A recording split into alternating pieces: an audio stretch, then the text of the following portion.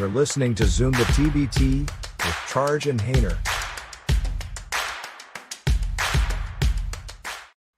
Good evening, and this is Charge and Hayner at Zoom the TBT. And Charge, are we live tonight? I believe we're live. Yeah, very much so live, and very impressed that you got the opening correct the first time. Usually on the when we're taping, you messed it up 3 times before we get it right. So that's really off to a great start. We're really getting there. So first of all, but I did screw up. I actually pushed live on our old link. So new program jitters. Thanks to Melon. This is a really cool thing we're going to be able to do live, do the graphics, make it a little easier, everybody. Also, feel free to chat with us in the YouTube chat. Feel free to chat with us on Twitter. You can see this pretty much on all our social media, Facebook, Twitter, and YouTube. And with that in mind, this is a kind of interesting show. So we're starting our season off. This is episode 2, kind of easing into it. And this is an interesting year, Charge, because unlike most years, half the field's already in, and that means there's a lot of things. It gets late rather early, correct, Charge?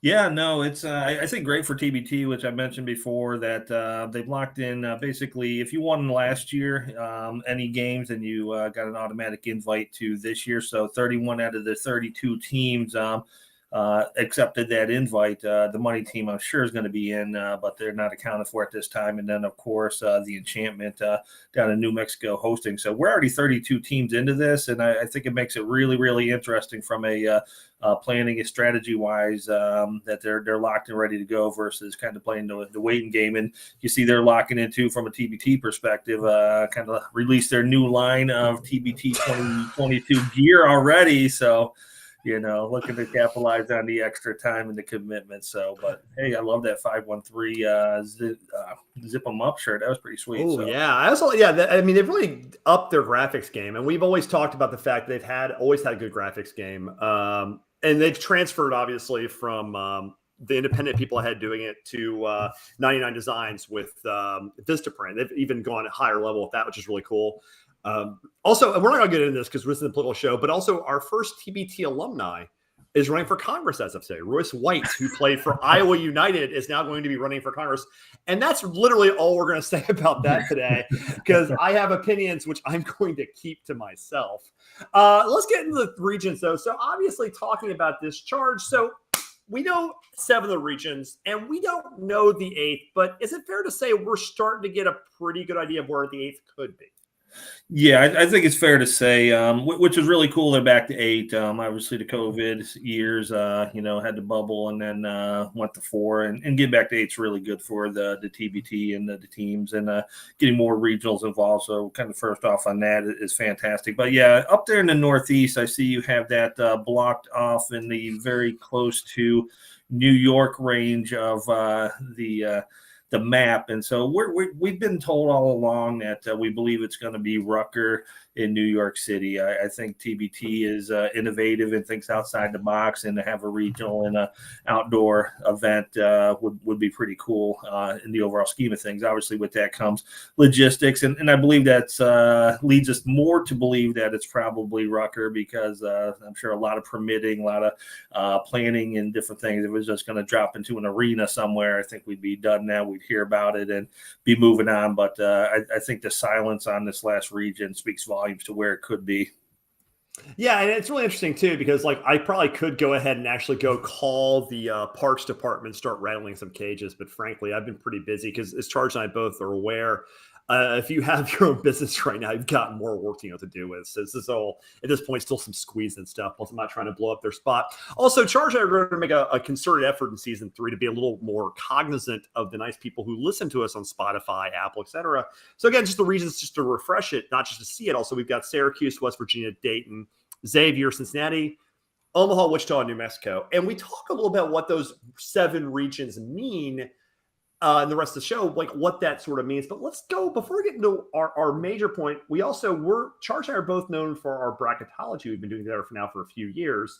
And we're going to, throughout the season, just update the big board. Treat it much like Lenardi does, where it's a season-to-season thing. As opposed to having shows, just discuss it. So this is a snapshot in time. We're making some guesses. This shows the full projected 64 team if we were the selection committee and if it were today. Now, we also have a bubble list on the right that shows a lot of bubble teams. So, Charge, obviously, what goes into the early thinking about where we pick these teams? Like the macro sense. What's the selection process at an early point? Yeah, I think, for us, we're given a little bit of a break this year by having 32 teams announced already. So we have 32 teams. Yeah, correct. We're already at 50%. And if you follow our picks in the past, that could be a good day sometimes. And so, we have that luxury. And then, once you get past the 32, and I'm historically bad at jumping slides, so I'm going to try to refrain. But we do have a lot of returning TBT teams that we feel pretty good about that's going to get in here. So when I look at the brackets, using on the best information we have, obviously Florida TNT announced that they're going to be going to Cincinnati. So really log jams at the region in a big way, and it's going to be highly competitive. So this year, like I said, I think right thing to do, try to keep it as that big board and running total. And as we get information in and as we see things moving and sliding, we'll get it updated. But the thing that really sticks out, though, is that it's going to be hard to get in this year. As you mentioned, these teams are all good, reliable teams. When you look at the 6th seed to the 8th seed, those are the people on the bubble. Those are the folks that they need to leapfrog and get in there somehow. So you need to, get in early, get your rosters announced, because trust me, TBT has their big board up already, and they already are mapping these things out and having conversations behind the scenes. So to me, high level, they're going to keep looking for that reliability, that fan appeal, and, who's going to put on a good show. So looking at the slide, and again, we're not going to name every team. So if you're listening on one of the Spotify type things, just understand there's 64 teams up. You got all the teams there. A couple of things that are interesting is we made the decision to put sort of the fan base, non-region specific teams in the TBT region, the TBD region, which we're thinking is probably Rucker. So we've shoved some teams there that don't have a natural home. Our thinking will be, until we know what that region is, that's a good holding place for our extra teams. There's some rumors that Sideline might want to go there. That'd be a worthy of 1 seed. Team 23 coming off a major run last year. That'd be a 1-2 matchup from hell. Hearing some rumbles about Ram Nation might have a concept team. Primetime's willing to go anywhere. That would be a nice little core for that group. A lot of people want to go to certain regions. We actually have some data for this, but some people, we were able to hear from some people about where they want to go. A funny story is one team actually needs to talk, because we got one coach and one GM, I won't name the team, who actually both told us they're going to a region, and it's different regions. So they probably need to get on the same page. I found that pretty humorous. And again, like if you're on that 7-8 line, you should be sweating a little. This is something that's a little bit of a concern. Just do what you can to get in. The bubble teams on the right, I want to speak this into being. I'd like to see Memphis back in. We both approach this from our fan bases. As you guys all know, I am a huge, wrong side, I'm a huge Memphis fan. Charge is a huge Cleveland fan and Canton fan. So the reality is we're going to pimp our teams. I would like to see the Bluff City Blues back in. I think if you get a team there, they can. So that's something I really want to see personally. Some intriguing first Charge. Is there anybody on the new teams you really are kind of excited about talking about, like the bubble list? Yeah, before I talk about the bubble list, though, Team War ready. You still have them on the 7th seed. You're sticking with them there. You don't think? Yeah, and this is a good point to mention. Charge and I, the bracket list is mostly me right now. Charge is looping in. It's going to look a little more with Charge's feedback at some point. I think he mostly co-signs this. The War Ready thing. War Ready is the safest 7th seed of those seeds, pretty clearly. And they're going to have a good team. But look, and by the way, we love Matt. Matt Michelle is a friend of the program and a legit good dude. We met him in West Virginia last year. A really quality guy, quality program, great fan base. But look, they've gotten stopped twice. They've gotten ran off the floor twice. Does that mean that they shouldn't belong? Of course, they're a good team. They belong, but like they haven't proven it yet. And we're hoping Matt does. I mean, there will be a dangerous team. Like, I would not be happy if I'm heard that as the 2 in West Virginia, getting an angry, pissed off, and revenge-ready, war-ready. That does not sound like a good time to me. But until they prove otherwise, a 7 seems appropriate. Yes, it really does. You're over for whatever, yeah. All right. Well, send out a hate mail from the Auburn fans to Andrew Hayner.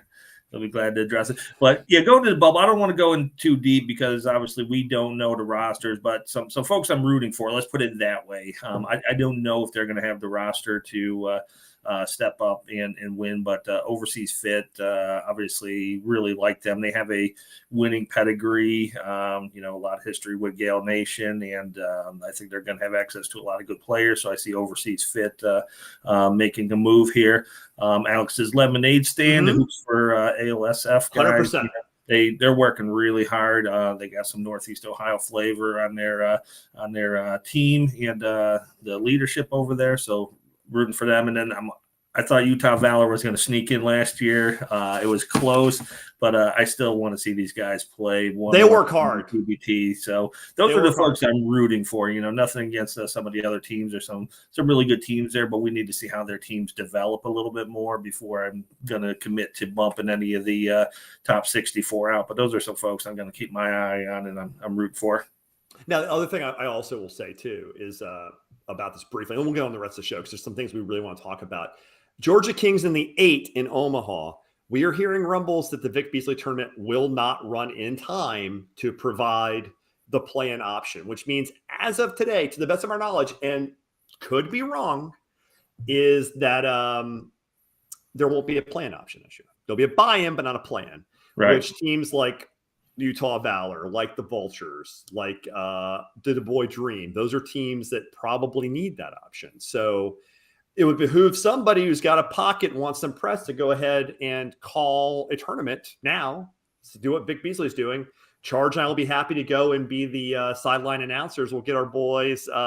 We can get our guys. Who we can get.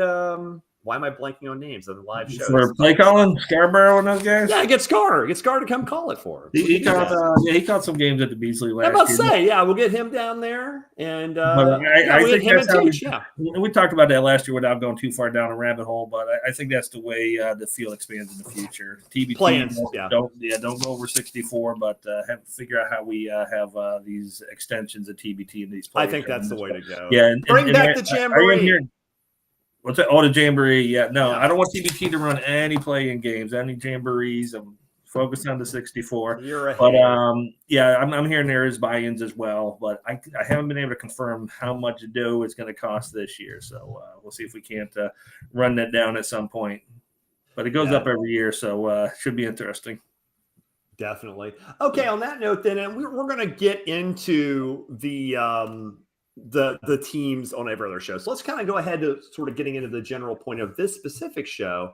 We did an entry survey. And so Charge, what we did, and we worked on this, is we submitted to sort of the TBT elders in the community, GMs, coaches, players. We submitted a Google Forms doc, and we got about 35 answers. Submitted to about 80 people. We got about a half responded back. And that's pretty cool considering how much time people spend on these sort of things. So we actually polled, and some pretty invasive questions. We said, be honest, but feel free not to answer questions because, we're asking some pretty deep questions and getting some information that, ask any question you want, be prepared for an answer you're going to get kind of thing. So we asked about financials. We asked about roster construction. We asked about the regions. We asked for dirt on the condition we didn't name names. So we got honest answers, but we're not going to tell you who gave them to us. Is that a fair assessment of what we did, Charge? No, that's absolutely a fair assessment. It was pretty cool when I was looking through the slides that Hayner put together. I don't even know who answered what. So Hayner is the only one who knows what the answers were. So if anything leaks or slips, Hayner's your guy once again. Yeah. But it's pretty cool, the data. And like I said, it seemed like some great feedback. So we're excited to share that on the call. And we're going to talk about that now. So we got some pretty good data here. Let's get into it. So first of all, state of the TBT. We're calling this the state of the TBT in 2022. This is your entry survey. This is your entrance survey, so to speak. And so the first thing we asked is, what is your role? Who are we talking to in these questions? Now, we got 35 responses, of which 30 were the GMs or assistant GMs, 3 were coaching staff, and 2 played a dual role.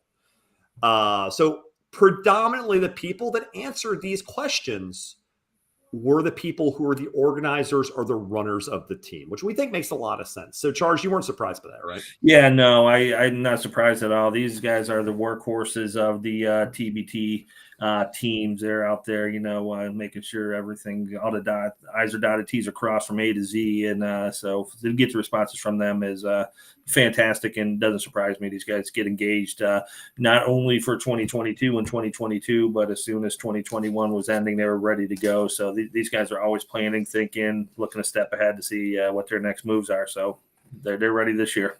And by the way, a statement for the fallen, and the TB community ebbs and flows. We're all part of the community, and you never leave. You just take a different role. Keith Kelly announced on Twitter today that he will be stepping down he will no longer be the GM of Team Arkansas. A real pioneer in program, someone who was able to get Barford out of Jackson, Tennessee. Yeah, big move. And hopefully, I mean, again, the whole heard that Team Arkansas, Ja'Cory fight for that recruiting thing starts again. So Keith will still be, I hope, still be a part of the community. We'll still talk to him. He'll still be around, but he will not be an active day-to-day runner of Team Arkansas. So he's excited he's excited to be a fan. And so he actually goes back a year previous to the Golden Boot Dynasty, who had a decent little run in the TBT as well. And so excited to see, Keith as a fan and participating as the year goes on. But I mean, it just speaks volumes. When I was thinking about this, when I heard it from Keith that he was retiring, it's amazing. I mean, young guy, a lot on his plate, investing time in the TBT every year and kind of developing this program, handing it off to Monty, in good position. Guys like Matt Michella taking this Auburn team and, making it what it is. So, Keith should be really proud of his efforts in TBT and kind of developing this great alumni team that people are interested in and players want to come back and play with every year. Yeah, he's got a leading program, which I couldn't be more impressed with. So it's very, very cool that he's doing that. Okay, so that's the people. We got the GMs in. So what did they tell us? We asked some really invasive questions. So first of all, we started easy though. What is the current status of your program in 2022? Now, 12 of these people responded already are in. These are auto bid accepting people. Okay. So then also 21 were previous participants that plan to apply or are applying.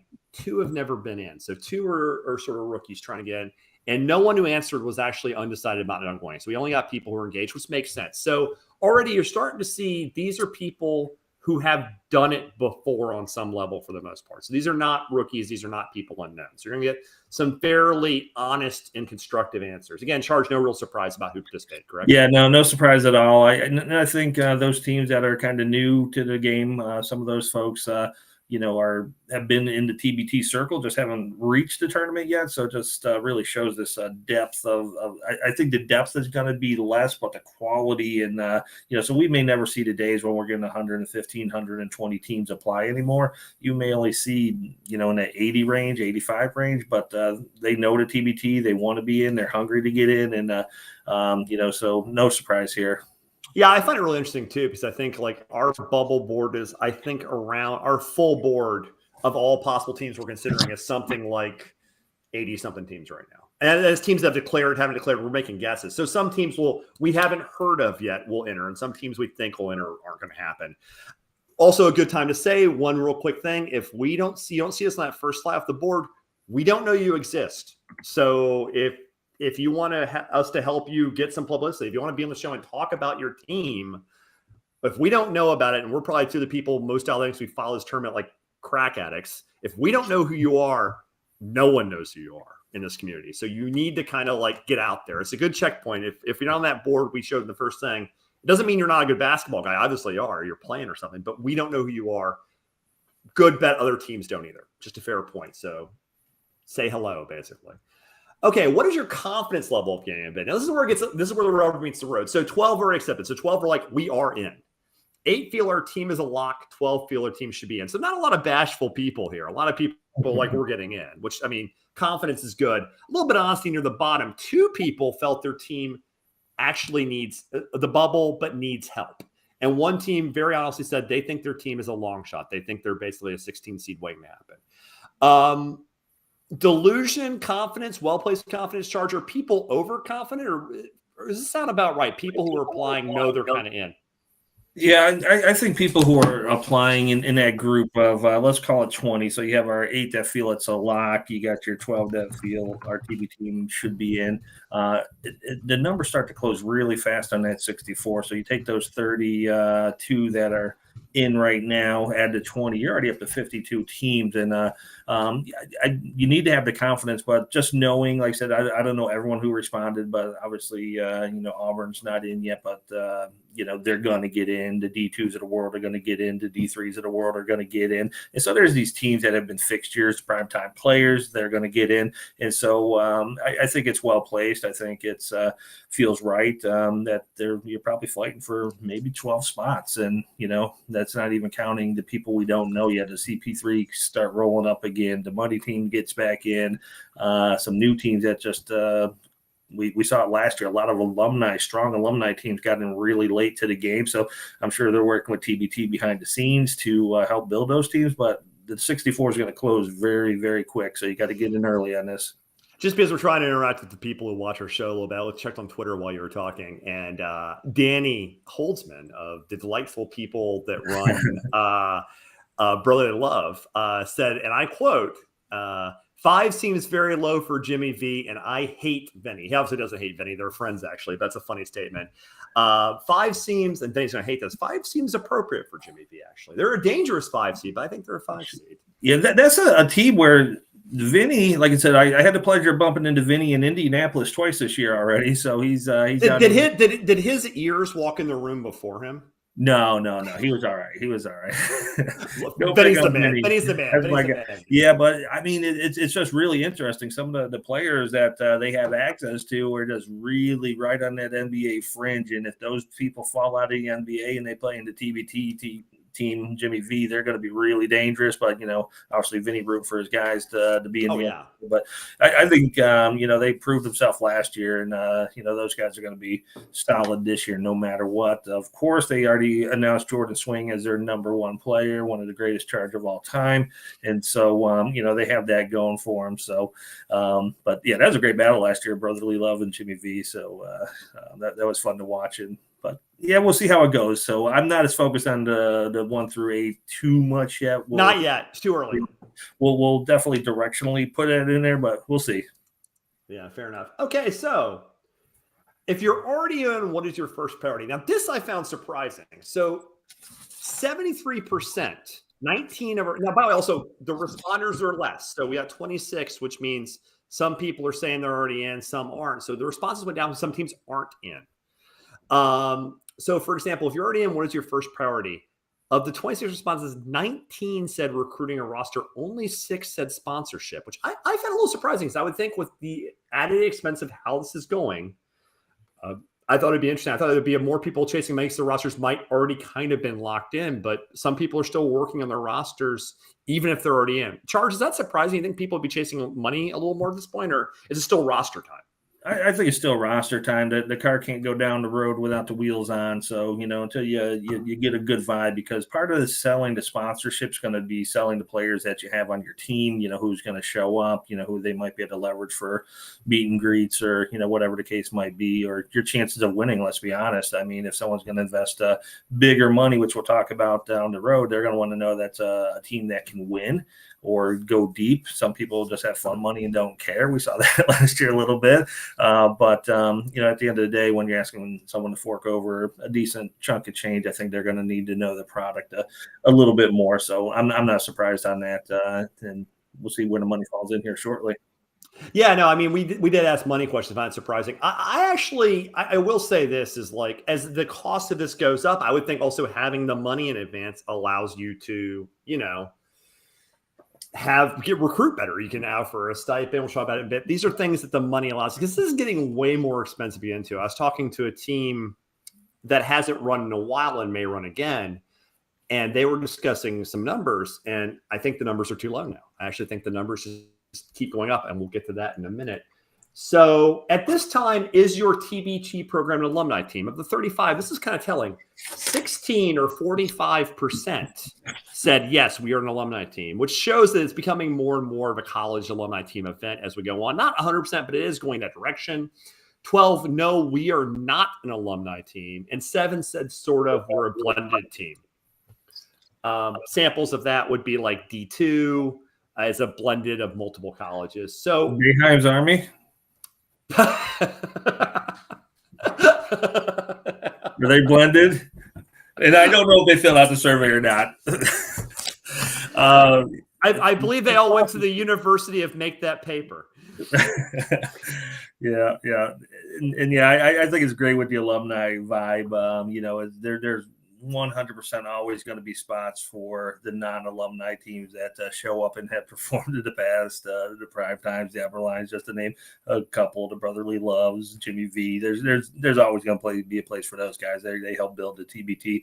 But I just think the excitement from the alumni bases just makes it a lot more fun. We saw some great teams step up last year. Omaha stepped up and played great last year and got himself a regional already. And TCU, Zip 'em Up, played great, built a great brand. So, obviously they had some injuries or I think they would have gone a little bit further, but built a great brand, and that helped drive landing the Xavier regional down there in Cincinnati. So, it's fun. I think the alumni team's what's going to really kind of draw people in, but it should be interesting to see how it develops in the next couple of years, if they can even get a little further down the road, like 3/4 of the team's alumni or not. Yeah, I think it's interesting too. I think the blended alumni also have a spot because you can start to make the teams where there's an alumni flavor, but they still might be like, I think, and the team we're not going to see this year because they're not going to run is that like Iowa United, for example, where it's like Drake and the Cyclones and all the Iowa teams. It's an interesting concept. I think state blended teams, provided they don't hate each other, like you're never going to see the Volunteers and the Tigers play because there's just a deep and abiding level of hatred there. That's just not going to happen. But yeah, I think it's interesting. I think it's having the built-in fan base is just too easy a low-hanging fruit to go, I think. So, okay, so the region notes. I just realized what that noise is, Charge. You keep shuffling the papers in front of the microphone. Stop doing that. I got all my notes here. What am I supposed to do? Come on. You're supposed to use your noggin, Charge. You're a smart guy. It's filled up today. It's just That's true. We're both busy people. You saw yesterday. Even me and Jess got Nerdle in 2 tries yesterday. So, okay, because we're doing this live and we're loose. What the hell is Nerdle?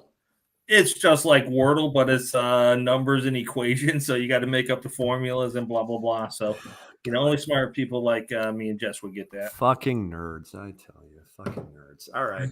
By the way, also I try to be a little more quiet, but I can't go back to not prepping for these things either, too. So either way works for me. No, it's fine. It's fine. Also, by the way, just because we're having some fun with this is our first live show. You should have chats. And we have our first spam one. It says VUM today, and it's got a bunch of Russian characters. So I guess they're invading Ukraine or something. I'm very confused by this. Okay, anyway, the regional notes we have. So 8 regions, 7 of which we know, 1 we don't. This is gear gets interesting. So first of all, if you had to apply to a region today, which one would it be? Now there's 8 choices, so it gets fractured. Dayton and Syracuse and West Virginia have a lot of people. Those are sort of places that are easy to get to. Dayton has a real appeal in the sense you can go straight through. If you win Dayton, you just stay. You literally don't have to even change your hotel bed. So there's a value in being a Dayton, which is why when people said where they wanted to go, Dayton came up a lot. Which I found pretty interesting. Xavier didn't come up that much. And shocked. Yeah. It's because I'll be there. Oh, is that where you're going to go for the first week? Yeah, so like I said, we'll still work out the schedule, but I'm 100% going to Cincinnati. That's my home state. I've been to Columbus, been to Dayton, so I have to get down there to Cincinnati. So I don't know if it's the competition that's there. So everybody already knows you got Florida TNT, Xavier, who else knows, or if there's a fear that they're going to make you eat that nasty Skyline chili. I have no idea. But it's like it doesn't have the appeal right now. But I'd love to see them step up. Either way, it's going to be a great regional. It's going to fill up, and we already got. It's going to be entertaining enough with Florida TNT and Xavier, which are locks in there right now. Yeah, there's going to be some pretty quality teams. You'll see a lot of the. I think the under overlooked will be there as well. Is something I think I see there. So this is where it gets like a little more nasty. Which one is the most appealing to consider for venue, travel, and city? Syracuse got 8 votes because I guess, I don't know, they want to go hang out in the Carrier Dome. But I found it interesting that we don't even know which one the mystery region is, but it was the second leading vote getter with 20% at 7 votes. So it's the most appealing, and we don't even know where the hell it is. We're thinking Rucker, but what's behind door number 1? That's the one I want. I don't even know. A very, what do you call it? the Price is Right Price sort is of Right, thing. yeah. Yeah, like Drew Carey saying, behind this door, you don't even know. Yeah, and we're not knowing the mix of the teams too. It's hard to say because I think everyone's already assumed it's Northeast long ago and already assuming Rutgers. So it could be a mix of the teams that applied to the survey where their geography is. I think the Mystery Region appeals to the bubble teams because they're going to need to be flexible and travel if needed. And so I think that's going to have a little bit of play in it as well. Yeah, I think the Mystery Region, and again, and the thing about it being at the Rucker maybe is that I'm also wondering if we've all been telling each other that for the last 5 months, like everybody in the community, and we spoke something into thinking, and the people at TBT are laughing, going, "There's no way in hell it's a Rucker. You guys are wrong. It's on like an island somewhere." Like it'd be really funny if we're completely wrong. Tennessee State, we're going to go down to Johnson City or something, which is fine. I mean, that's where it is, but I find that interesting. Also, you raised a good point about flexibility is people, and we got this when we did the thing, is people said where they wanted to apply, and we adjusted the bracketology for that. So we tried to put people where they wanted. Didn't always work. Just didn't. So some people wanted to go to one region. We couldn't shove them there. We shoved them somewhere else. Also, if you don't have a natural fan base home, you go where you fit. Like if you are a team of no region, and you just have a symbol and you're a cool team, if you're a neat team, you're going to go where there's room. You're not going to go like, I want to play in Cincinnati. Well, yeah, but you're based in New York. You're going to be shoved in Rutgers. Piss off. So there's a flexibility you're going to have, especially if you're that 6, 7, 8 line. You're going to have to go where you're told, like, hey, I want to go to Rutgers. Oh, I don't want to go. Well, then you can go play in some other tournament. Okay, so anyway, most appealing was pretty split. This is a shocker to me. This was literally one of the most shocking slides we talked about in this sort of survey. What's the least appealing to consider venue, travel, city? And that's the only way it could be. 16 of 35, 46% said New Mexico is the least appealing, which I was floored by. Floored. And I assume it's just because it's hard to get to for flights and stuff. It's got to be travel, right, Charge? Yeah, it's travel. And I would say we're probably least connected to the West Coast teams, the Cheaters, the Enchantments, obviously we know Kimchi and, Everline typically plays out west, but, I think it's just there's only so many teams out there and, we're not connected to them as much. So I think it's just travel. The one that doesn't surprise me is Omaha. I think that is the worst region, just from the logistics of it, which I've talked about previously, is you're going to have to go to Omaha, play your round, go home for a week, then go back to Wichita to play your first round of 8 game. It's just travel logistics nightmare. I'm sure, if the guy's availability, maybe, kind of head to Wichita, practice, train, workout, whatever you got to do. But to me, that's the worst situation is Omaha. And I made some notes on this one. You talked about you'll go anywhere. Omaha is going to be where like Mental Toughness went last year to Peoria. I can't remember. Newman Goretti. So whichever one they were, great teams, great narratives, really worked hard to get good enough to get into TBT. But, they were both East Coast teams and got shipped off to either Peoria or Wichita. My mind's slipping which one, but I think that's going to be the Omaha of this year. So if you're in the bubble, be prepared to be shipped off to Omaha. Yeah, New Mexico will fill up. So even though it's not appealing to the people we polled, New Mexico is going to be a really, really good region. It's probably going to be one of the toughest regions once all the teams settle out in there. Yeah, people will want to be there. Okay, so that's interesting, though. And, of course, Dayton being 0, being a completely appealing one, because you can go straight through, that's not a surprise. Like, Dayton was the most requested. Like, I think of the people that responded, I think like 12 or 13 wanted those 8 spots. And there was no way that we could fit 13 people into 8 spots. So if you won last year and you have a tie to the region, we stuck you there. And if you lost and you didn't have a tie to the region, you can pound sand. I'm pretty sure TBT is going to think the same way. Yeah, that's very Ohio of Xavier. So no one really likes them. Nobody really hates them. They're just kind of there. So Cincinnati hates them. The Bearcats hate them. Well, yeah, which is a different story. We haven't talked about in this. I'm going to be so disappointed if we do not see that first round match. Melvin, get off your ass. We want to see this happen. Okay, if the mystery region, Rucker, hopefully, is played outdoors, would you want to play an outdoor TBT? Now, this was a pretty interesting, and we gave a hedge. We said maybe depends on court quality and venue. That was the winner because it gives you a chance to think about it.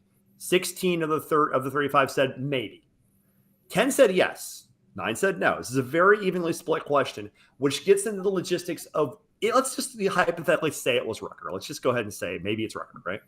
What's that mean? Are they putting a wood court down? Are they going to put a fabric structure to keep the rain off? Are you going to play on blacktop? You're going to deal with rain. You're going to have air dryers out there. Like, what is the court going to look like? Will it be a professional club? Will it be a playground court? Like, will they pay for travel in New York because it's so expensive because they're making you play an outdoor court? Will there be incentives?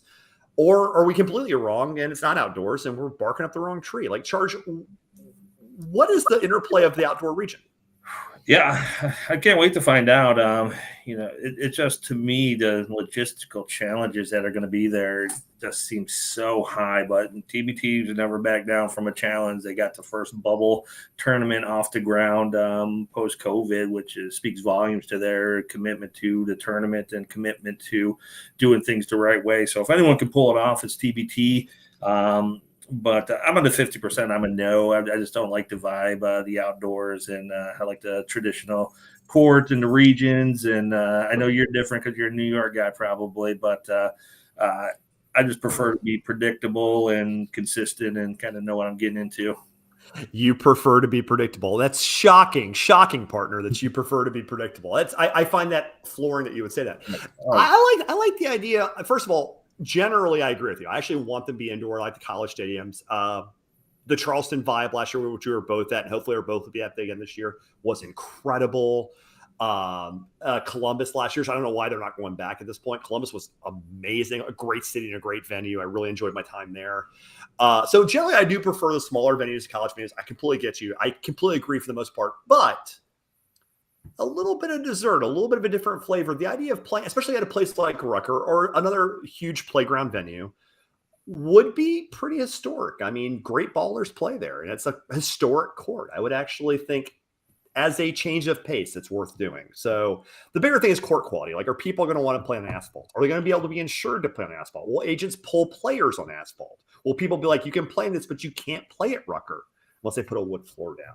If they put the wood floor down, and somebody asked me this today just on the phone, like, are they going to raise the rims? Because they have to put a floor down. It raises it 2 inches. So you're going to have to actually raise the rims. You're going to play on 9'10" rims. I'm like, I have no idea. These are logistical problems. You're going to have to. You might be able to dunk then.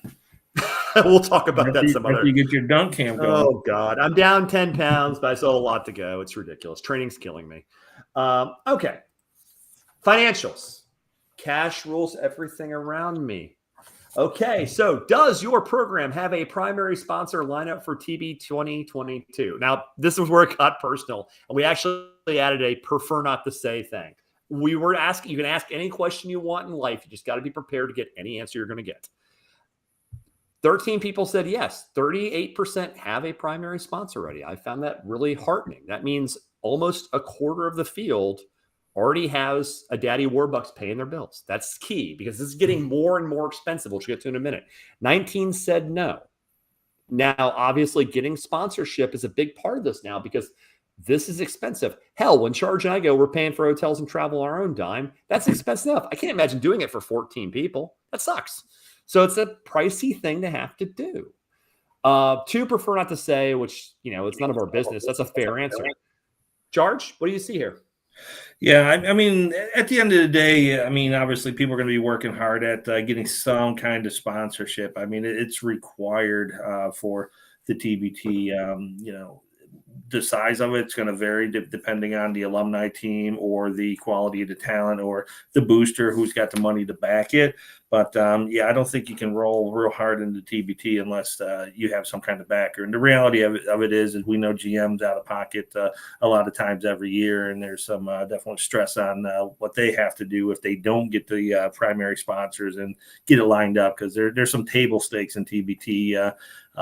For most players, you're going to have to eat food, transportation, hotel. Those things are going to have to be required by either the GM or the sponsors to cover. So whether you got a primary lined up, but either way, you need to make sure you have enough to get the table stakes on. Yeah, 100%. I mean, you got to go ahead and figure out what to pay for this. And it's getting pricier and pricier, which is actually the next question we asked is, what would be the financial ask you to place on a primary sponsor? This gets really nuts and boltsy, but I wanted to really we wanted to dig into this because, what does it cost to run a team nowadays? And I was surprised at the range of answers we got. So 6 people are just asking $0 to $5,000, which doesn't get you very far nowadays. You're paying 12 guys, hotels, travel, and food. And practice courts. That's not a ton of money. So you're trying to probably string together a lot of sponsors. Now, 11 people are asking for 5 to 10. Or I think that's like 1/10 of Bayheim Army's payroll. No, I'm kidding. I'm not kidding. So that's 11 people, and that's going to be 31% are asking for 5 to 10, which is a nice chunk of change, but still not going to what it takes. 12 people, 34% are asking 10 to 20. Now you're getting enough money to really pay for the hotels, to pay for the travel. That'll get you 10 cheap flights. That'll get you your hotel rooms if you're bunking too. That'll get you a practice court. 10 to 20, you're now covered. You're not clean. You're not easy. Your credit card's still out, but you're in there. 3 people are asking for the full boat. They're asking for 20 or over. Okay. That's what's costing to get into this, 20 or over, or a 1-star recruit if you're really trying to pay for recruits. So the range, and 3 people correctly are like, Charge, Hainer, this is none of your damn business. We didn't ask you. We don't ask you how much money you make. We know Hainer's broke. We're not going to ask you guys this money. Fine. But the reality is that 20,000's really only 3 people are asking. Charge, is 20 grand really going to end up being the anti-price for this at some point? Yeah, I mean, it depends on how the pay to play goes. I mean, but you still have great programs. A lot of people that we talk to and know well, people want to play for them because it's a great program. They have the camaraderie. They, have the relationships. Relationships go further in TBT than money in a lot of cases. But I think it's that 10 to 20,000 range. If you're not showing up, it can't lock in 10 to 20,000 because that's going to be enough to get some of the things you talked about with the food, the transportation. But there's always going to be teams that just buy big. Some people are backed by CP3 or Floyd Mayweather or whoever. They got the money. They don't care. They'll spend it on whatever. If they got to drop 20,000 on a player, whatever. But I think the large majority of these TBT teams, I think that 10 to 20,000 range is going to be healthy and get people by without going overboard. Hey, real quick, we got a nice little. Dan Boudreau. These guys brought the maths today. We also have an update, by the way. Vinny, he isn't in the stream, but Vinny actually just said that I absolutely love this. He's like, I hate me too. And it's like, great, Vinny, thanks. You shouldn't hate yourself. I mean, Vinny's all heart and mostly ears. He's a really, really good dude. Okay, so yeah, that's Vinny. Let me see what we got here. Okay, so this is something I always find interesting too. And I actually think, and I'm not going to say anybody's lying, I'm going to say this is interesting. And you and I go back and forth on this, and we have heard about this. We've heard people say different things about this. In fact, when deciding your team's financial split of the winnings, there's only one team wins, 64-3 teams just go home. Do you 24 of the 35, which is 70% almost, said they award equal shares. Don't shake your head yet, Charge.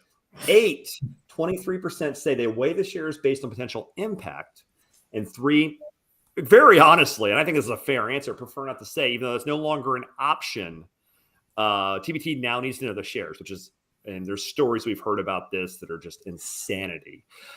Charge, I think it's another point. We're good partners. We get along well, but we disagree on things. I think this is one we also disagree on. Yeah, you're one of those kind of share the wealth type of guys. I am a socialist. I live in the socialist outpost of Brooklyn, New York. And this is a business, man. Now, TBT is a business, so you're not going to pay me $5,000 to play, and then Ja'Cory Williams, you get $5,000 to play. JP, you get $5,000 to play because I'm no good. I mean, it's not going to work that way. So, give me You're no good at basketball? No.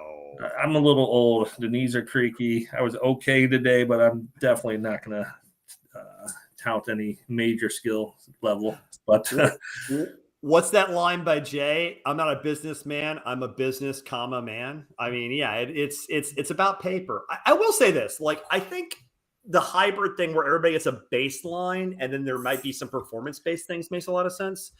I think that's where, and it's a slide, so I won't go too far, but we've heard some teams that paid every player on the team $5,000, and if that's the case, I think that's great. I think that's where once again it's the buy-in. We'll take care of the food, the meals, the Here's $5,000 for your time and efforts. But once it gets to game time, someone's going to get $120,000. Some guy on the bench is going to get $40,000. That's just the way it is. But I will say this is just a basketball thing. And I understand in a professionals, obviously LeBron makes more than, for example, Austin Reeves, for example, just the guy at the end of the bench.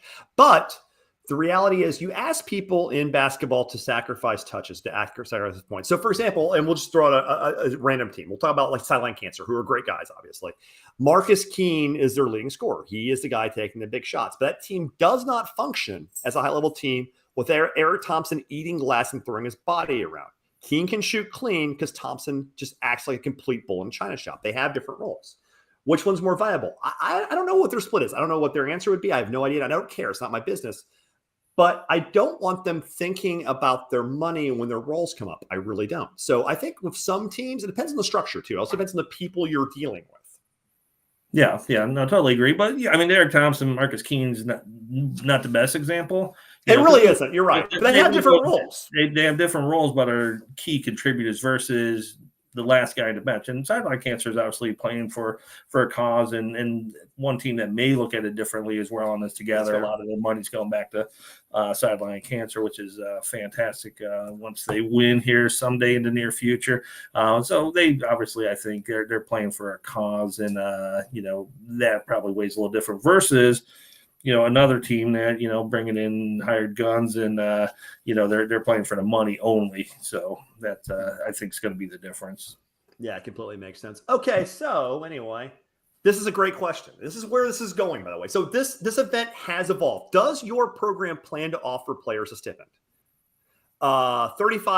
6 said yes, 23 said no, but we will help with meals and travel. 1 said flat, no, we don't have a budget. And this is the highest number of people said, none of your damn business. 5 said just no. That 6 number is going to go up as this event matures, I think. Right now, it's only 17% are offering a flat stipend.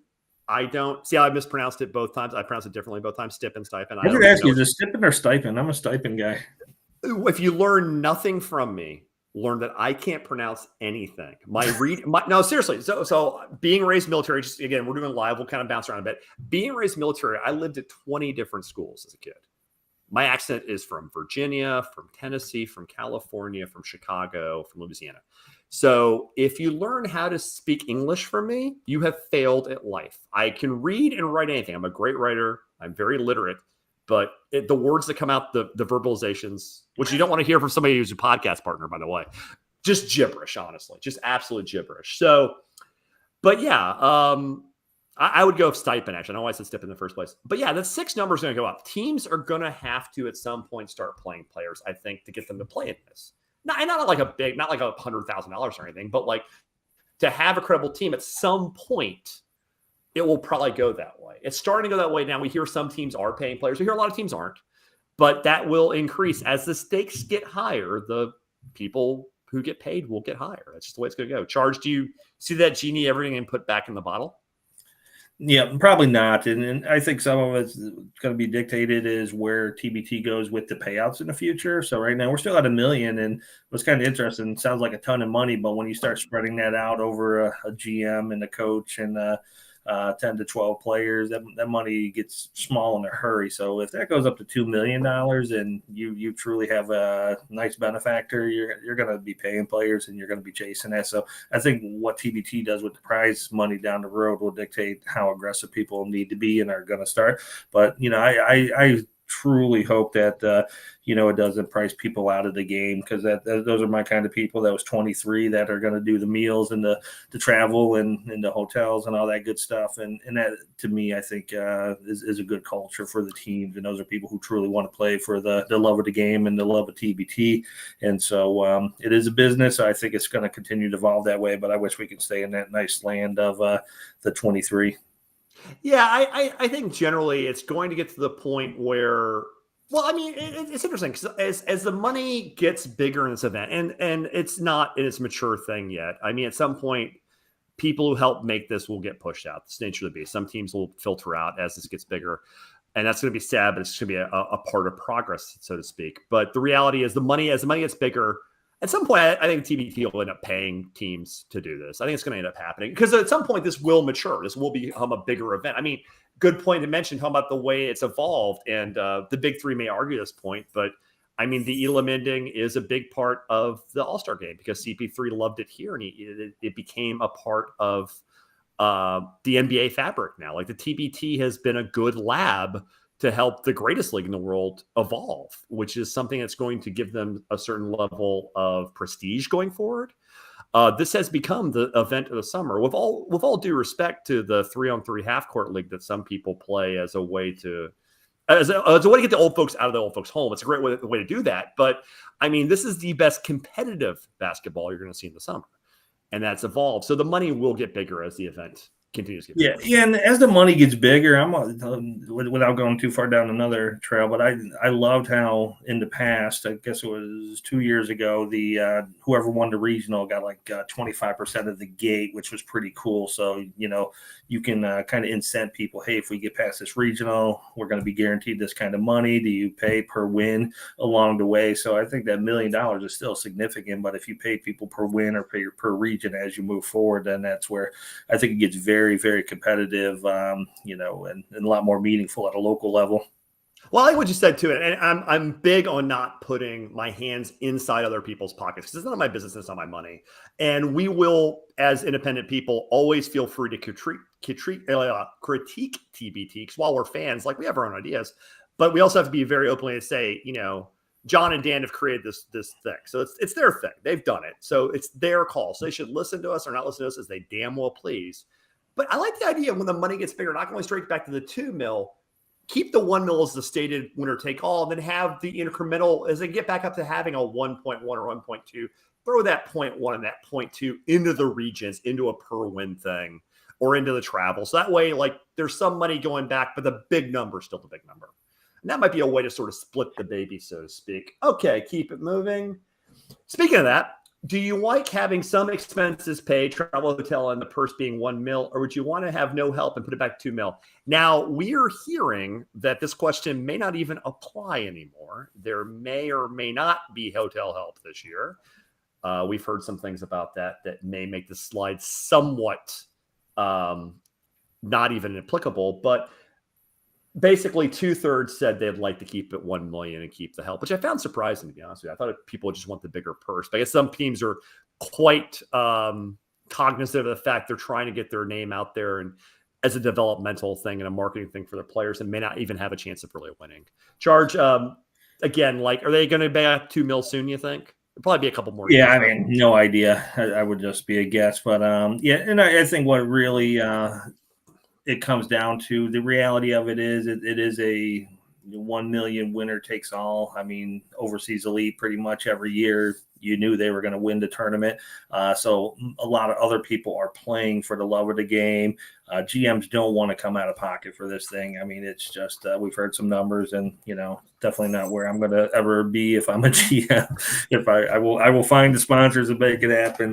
But I think for the good core of TBT, a majority of the teams, it definitely is with help me out along the way, help me get the right players there, help me take care of my players because it's only better for TBT. So like I said, we're hearing some different things. Where it may swing might be different from last year, but I do agree with the majority of the people who applied or replied here that 23 is kind of that same number that is kind of in that middle of the pack. The folks who are grinding it out, they don't have the big alumni teams, they don't have the big backers, and so this I think makes TBT a lot more appealing for those folks to be competitive.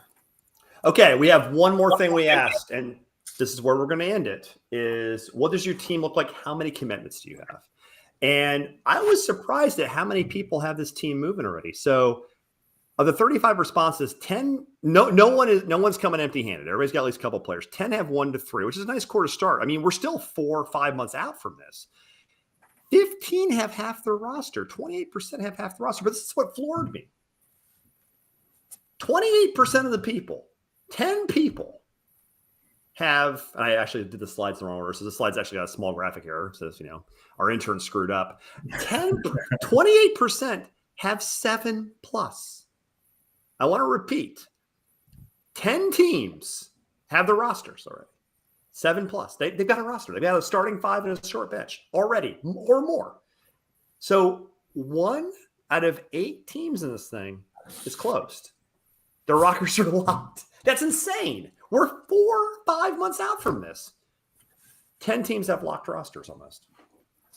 Must have been all that recruiting on the floor at TBT 2021.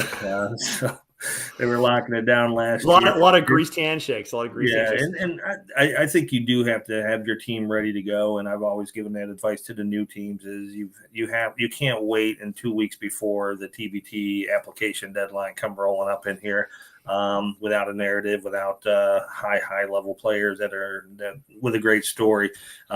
Me personally, I'm assuming most of those 7+ are probably returning teams, people who are already accepted, people who ran deep last year are going to bring back a lot of the same players. So I think that stands to kind of weigh that a little bit. But I like that 4 to 6 range. If I'm not at 4 to 6, I'm probably a little bit nervous because I do want to leave a little wiggle room for, transfers. Got those great grad transfers.